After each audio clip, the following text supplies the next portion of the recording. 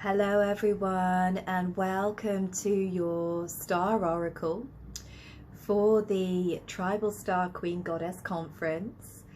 This astrology update will take you from the 22nd to the 29th of January.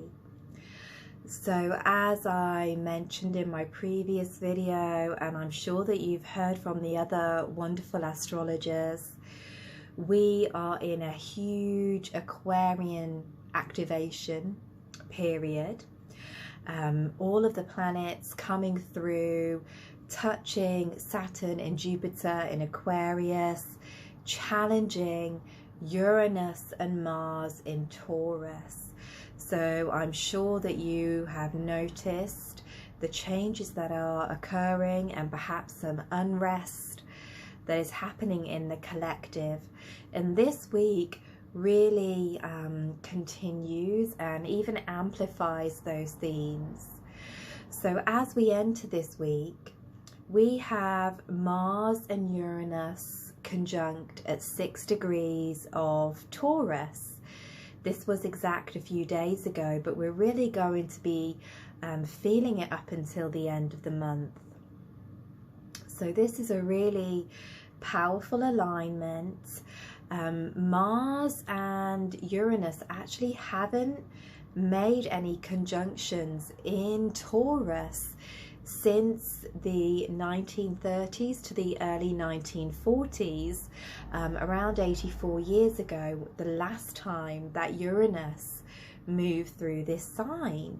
So this is perhaps a once in a lifetime frequency that we will be experiencing. It'll be the first time we've experienced this alignment for a lot of us.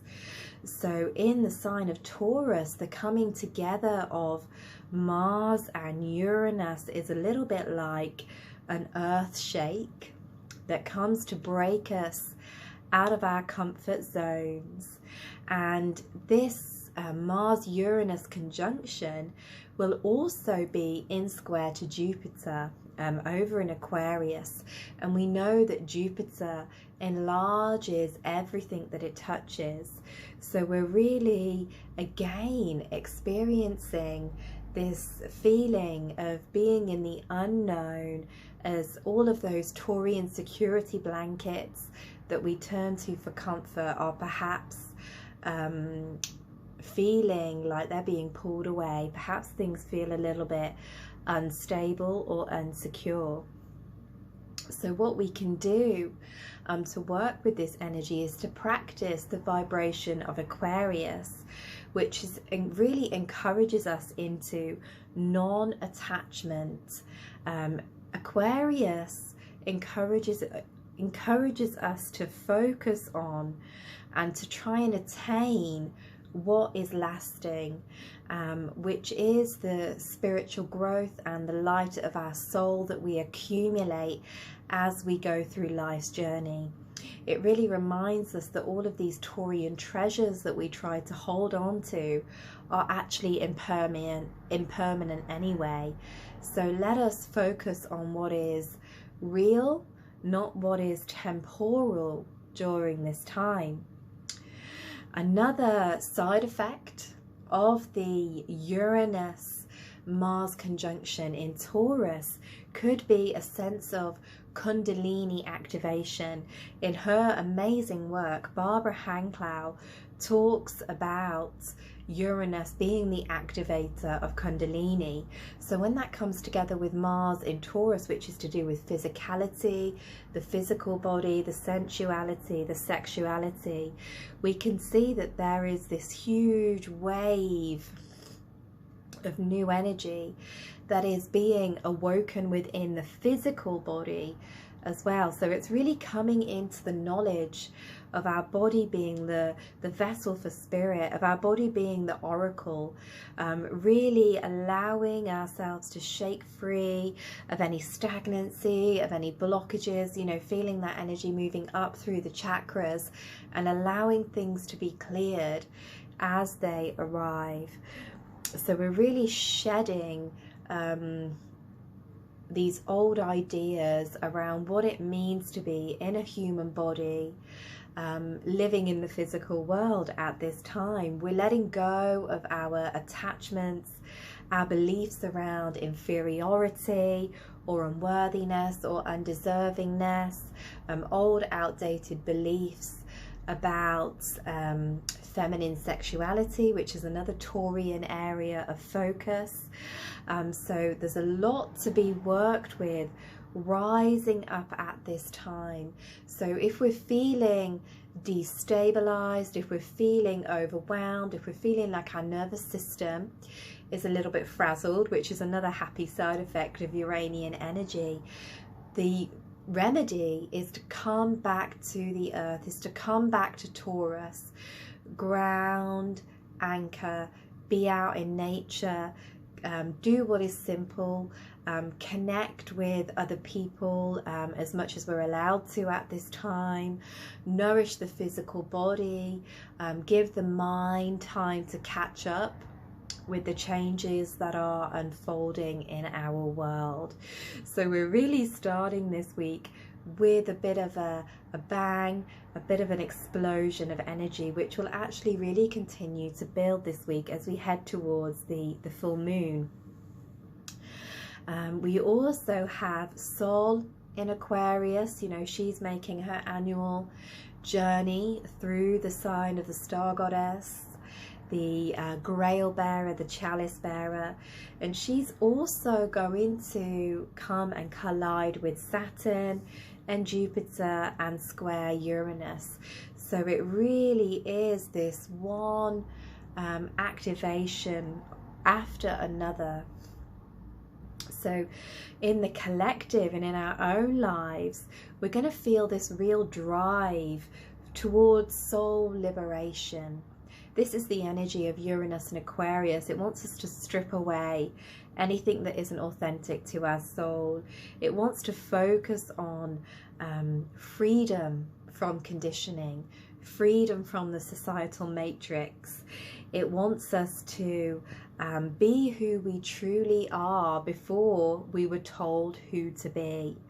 So we have to be aware with this energy that we are using it in positive ways for sacred activism, for self-growth, rather than just falling into the shadow of Aquarius, which is rebelling for the sake of it.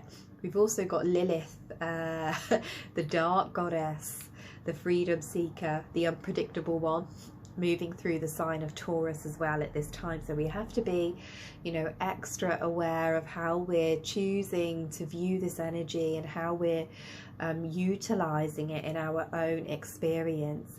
If you are familiar with your natal chart, you can really look at this, where this square is happening in the house that encapsulates Taurus and the house that encapsulates Aquarius.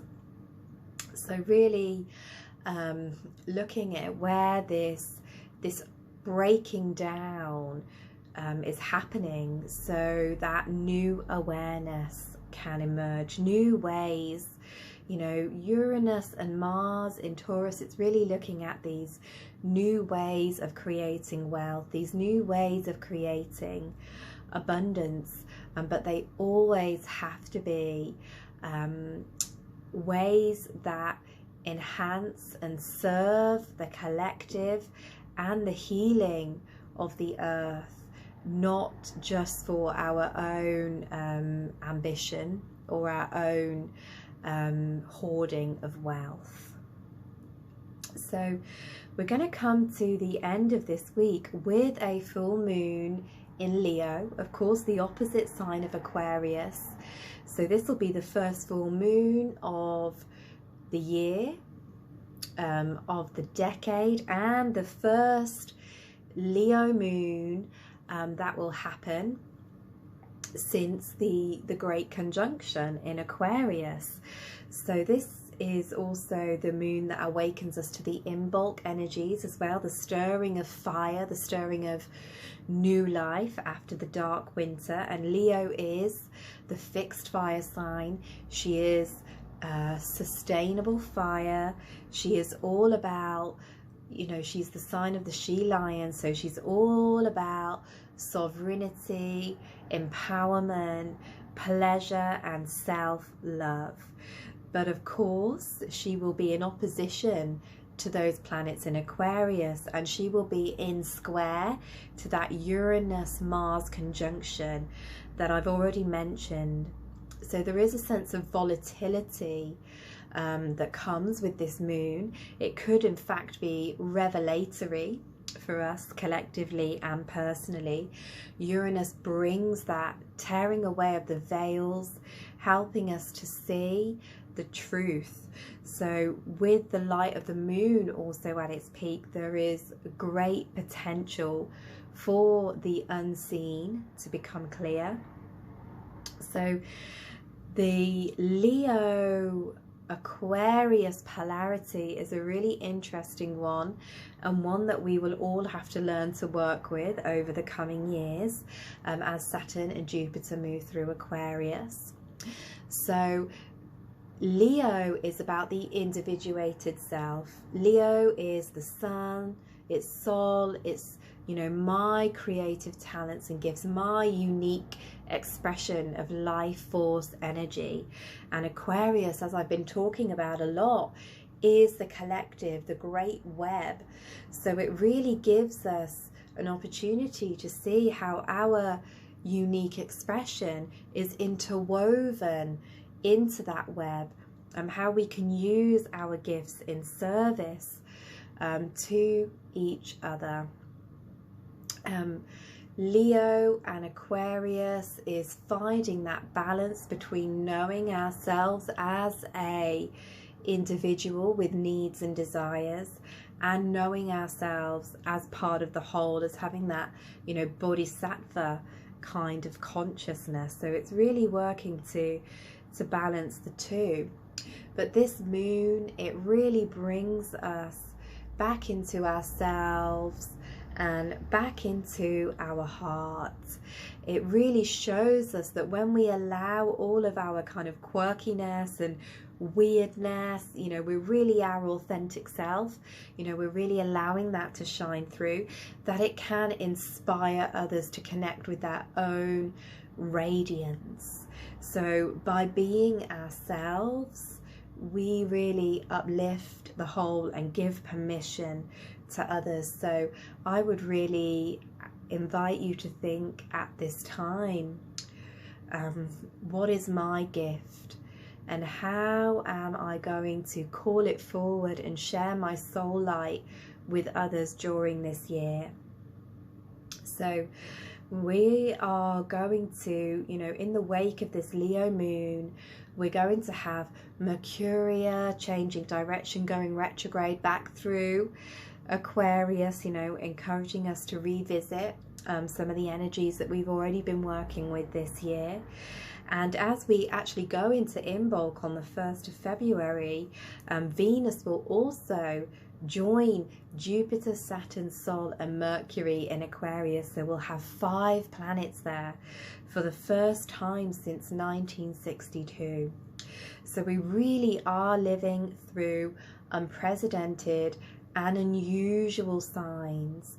So as always, coming back to the theme of this year, how can I embrace change? How can I work with these energies rather than against them?